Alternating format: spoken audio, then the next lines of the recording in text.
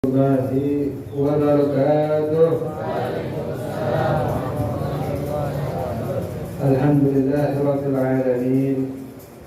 الحمد لله الذي جعل رمضان شهرا مباركا وفرض علينا الصيام والقيام للتقوى. أشهد أن لا إله إلا الله وحده لا شريك له، وأشهد أن سيدنا ونبينا محمدا عبده ورسوله. اللهم صل وسلم على سيدنا محمد المجتبى وعلى آله وأصحابه أهل الصدق والوفاء. أما بعد، yang sama kita hormati para pengurus mushola. Assalam, mudah-mudahan pada pengurus yang berbahagia, bapak-bapak, ibu-ibu, ya alhamdulillah malam ini masih Allah Subhanahu wa Ta'ala berikan nikmatnya berupa nikmat sehat walafiat sehingga kita dapat berkumpul bermuajahah di tempat yang mulia ini, mushola Assalam, dan juga di bulan yang mulia, di malam yang mulia yaitu Sayyidul Ayyam, malam Jumat. Mudah-mudahan Allah Subhanahu wa Ta'ala panjang umur kita, sehatkan badan kita, belajar kita tadi dengan dosa-dosa kita alhamdulillah, dan mudah-mudahan yang sedang sakit Allah penyakitnya segala hajat kita Allah kabul insyaallah. Memang dalam nikmat yang Allah berikan kepada kita, selayaknya kita gunakan untuk beribadah kepada Allah Subhanahu wa Ta'ala. Semua nikmat kita usahakan semuanya kita gunakan untuk beribadah kepada Allah Subhanahu wa Ta'ala, karena nikmat-nikmat yang Allah berikan kepada kita, kalau kita gunakan pada hal-hal yang dimurka Allah Subhanahu wa Ta'ala, bahkan digunakan kita untuk maksiat kepada Allah, cepat atau lambat nikmat yang Allah berikan kepada kita Allah akan cabut, Allah akan hilangkan. Maka dalam saya dikatakan in kunta fi ni'matin faraha fa innal ma'asi yuzilul bi'am wa hami ilaiha fi syukrillah fa inna ilaha salun mikram. Ketika kita mendapat nikmat dari Allah Subhanahu wa Ta'ala, apapun nikmatnya kita gunakan untuk ibadah kepada Allah Subhanahu wa Ta'ala. Jangan nikmat yang Allah berikan kepada kita gunakan untuk maksiat. Kenapa?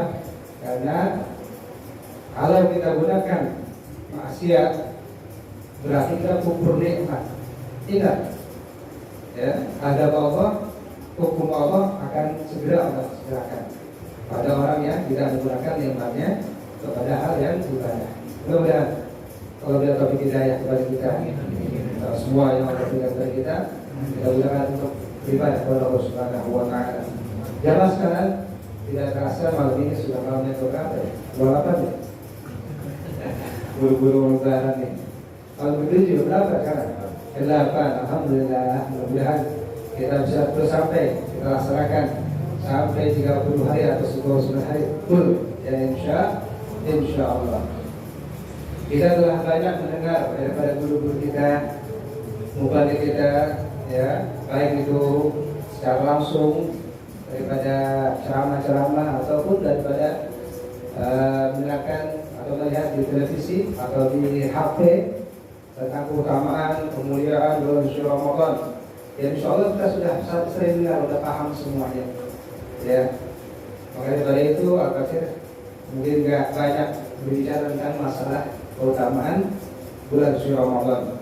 Cuma satu, ya, hadis tadi mengatakan suatu suai tasbih wa naumuhu ibadah wa du'a'uhu mustajab wa amaluhu mudha'af. Maka Rasul sallallahu alaihi wasallam. Jadi kata Nabi, diamnya orang berpuasa itu seakan bertasbih. Diamnya bertasbih. Maksudnya jangan diamnya, berarti kita ibadahnya lebih-lebih pahalanya. Diamnya bertasbih, apalagi kita tasbihnya, zikirnya, baca Al-Qur'annya dan lain sebagainya. Tidurnya ibadah, ya. Tapi yang benar-benar ibadah, full tidur, di subuh tidur, bangun zuhur tidur lagi, bangun asar, kurang 5 menit baru bangun. Wah, Masya Allah, ibadah full tuh. Ya, kalau ditanya, alhamdulillah full ibadah di bulan suci Ramadan. Baca Quran? Bukan. Zakat? Bukan. Tidur. Bukan seperti itu ya. Ya sewajarnya lah kita tidur. Ya, daripada kita ngomong yang enggak atau melakukan hal yang kurang bagusnya kita tidur kan. Tapi tadi tidurnya yang normal, yang biasa-biasa aja. Jangan full tidur seharian. Ya makruh. Dan juga doa kita diijabah oleh Allah Subhanahu wa taala, insyaallah. Ada satu jangan kita tinggalkan, jangan kita lewatkan. Ada waktu istijabah, yaitu ketika kita berbuka. Tuh ya. Jadi kita berbuka nih biasa dulu maghrib, jangan langsung kita buka. Kita jeda dikit ya. Kita ambil kurma, bismillah, ya, minum air, baru baca doa tuh. Doanya apa kan? Kalau langsung tuh sampai habis.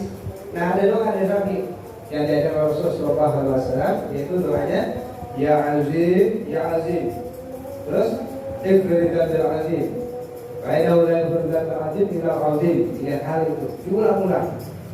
Itu doa Masya Allah kalau kita baca seakan-akan kita baru keluar dari perut ibu kita, dosa kita tidak ada sama sekali.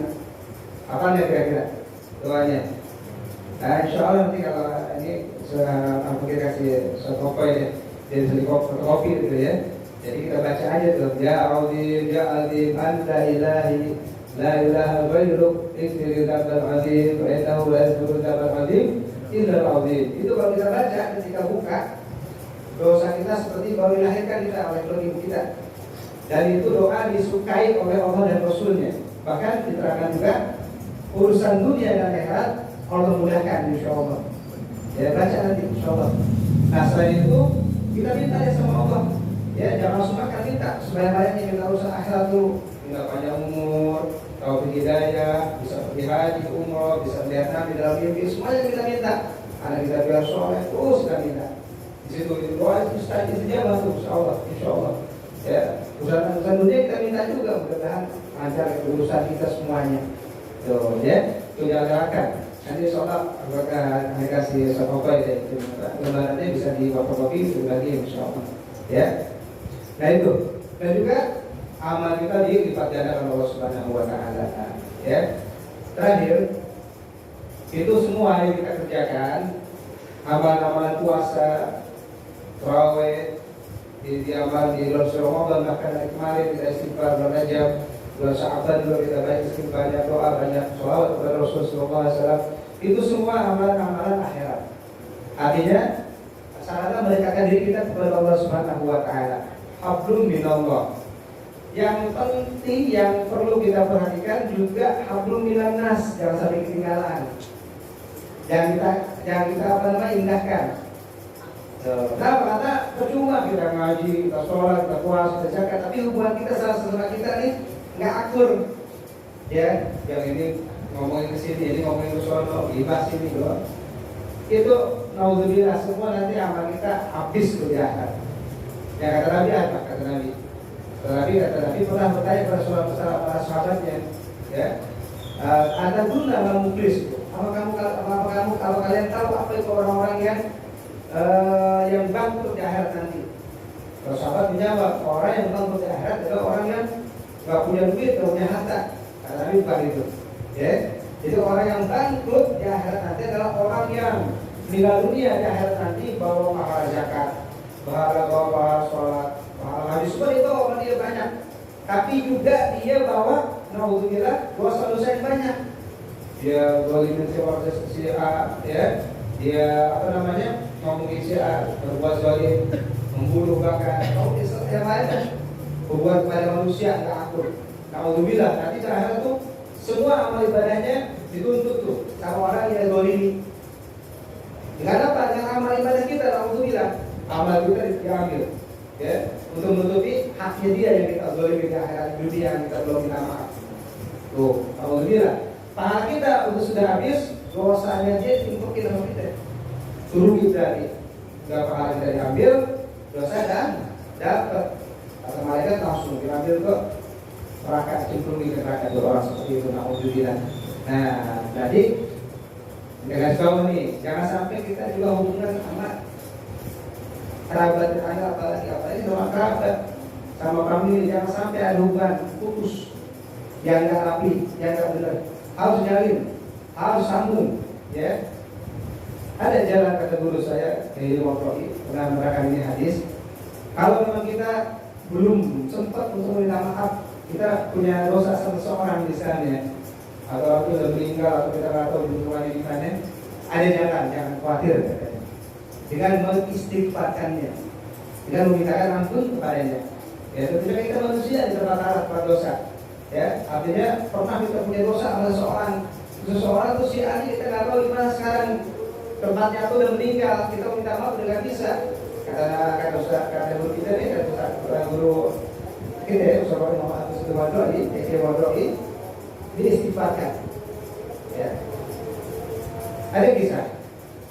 Pernah Rasulullah SAW ini berhubungan dengan yang tadi, ya, ke rumah salah satu istrinya, yaitu Sayyidatuna Aisyah radhiyallahu anha. Malam-malam ketika masuk, ya, Siti Aisyah hendak mau tidur. Nah, Nabi langsung berpesan kepada beliau. Ini pesan sangat berharga buat kita, ya. Kata Nabi, ya Aisyah, jangan kau tidur sebelum engkau mengatakan Quran. Yang pertama, jangan kau tidur sebelum kau mendapat syafaatku dan syafaat nabi-nabi sebelum aku. Yang ketiga, jangan kau tidur sebelum kaum muslimin redha kepada engkau. Dan yang keempat, jangan kau tidur sebelum engkau melaksanakan haji dan umroh. Kalau berat, belum sempat Siti Aisyah bertanya tentang itu, Nabi sudah sholat malam, ya. Jadi itu penasaran, Siti Aisyah penasaran nih, pengen tahu nih, 4 perkara tadi nggak mungkin dikerjakan sesingkat seperti itu, ya. Kayak dia setelah Nabi sholat ditanyakan itu tentang 4 perkara tadi. Ini wasiat Rasul kepada Nabi, tentunya kepada Siti Aisyah, tentunya berlaku kepada kita. Jangan sampai kita tinggalkan sebelum tidur. Apa yang pertama kata Nabi? Jangan engkau tidur sebelum menghatamkan Quran. Maksudnya bacalah surah Al-Ikhlas 3 kali. So, ingat satu yuk. Kita baca surah Al-Ikhlas 3 kali itu. Qul huwallahu ahad sampai habis. Misalkan insyaallah paham ya? Hafal insyaallah. Yang kedua, jangan engkau tidur sebelum mendapat syafaat dari Nabi dan sebelum aku. Nabi dan sebelum aku. Maka maksudnya apa? Sebelum tidur kita bersolat kepada Rasul. Allahumma sholli ala Sayyidina Muhammad wa ala ali Sayyidina Muhammad wa ala anbiya wal mursalin. Sebut itu ya, boleh. Ala Nabi apa namanya? Ala Idris terus kalau bisa 3 kali. Yang ketiga, nih, jangan kau tidur sebelum kau mendapat redha kaum muslimin. Ini nih, penting. Kita istighfarkan mereka yang kita pernah berbuat salah kepada mereka, bahkan kepada kaum muslimin. Apa bunyinya? Assalamualaikum wali wadaya wa min ashabil huquqi alayya. Ya Allah, aku minta ampun kepada orang-orang yang telah aku zalimi, yang mereka berhak pada aku nanti di akhirat untuk minta hak. Tuh, ya. Wali jamil muslimin wal muslimat. Astagfirullahaladzim wali wadaya wa min ashabil huquqi alayya. Wali jamil muslimin wal muslimat wal mu'minin wal, jangan sampai enggak. Kenapa? Insya Allah ketika kita punya salah yang kita tidak tahu di akhirat, ketika dia nih yang terzalimi menuntut haknya kepada kita sudah istighfarkan, ditutup sama istighfar itu. Insya Allah kita aman itu. Kita nggak diambil jadi. Makanya kalau kita kenal seseorangnya, ya kita tujuin tuh orangnya, si fulan nih, orang beli dia, kita Fatihah, Fatihah dia, ampunin dosanya. Itu jangan satu-satunya. Karena di akhirat berat kalau kita nggak seperti itu. Dosa kita udah banyak, dikasih dosa orang lain. Karena tadi malah kita diambil alhamdulillah. Yang terakhir, ya, jangan kau tidur sebelum kau menunaikan haji dan umroh. Baca tuh, subhanallah, walhamdulillah, wala ilaha illallah, wallahu akbar, wala haula wala quwwata illa billahil aliyyil azim. Ini 4 perkara nih, ya. Jadi walaupun kita nggak banyak dengar nasihat kalau ini, yang penting ini intinya, ya. Kita baca sebelum tidur. Apa yang pertama? Kulhu 3 kali, sholawat 3 kali, terus istighfar 3 kali, dan subhanallah walhamdulillah wala ilaha illallah wallahu akbar, dan doa-doa selainnya yang diajarkan Rasul sallallahu alaihi wasallam. Mudah-mudahan ya nasihat yang sedikit dan manfaatnya bagi kita, dan kita berdoa kepada Allah Subhanahu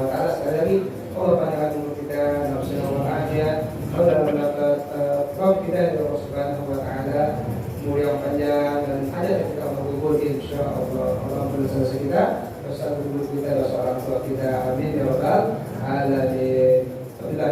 Wassalamualaikum warahmatullahi wabarakatuh.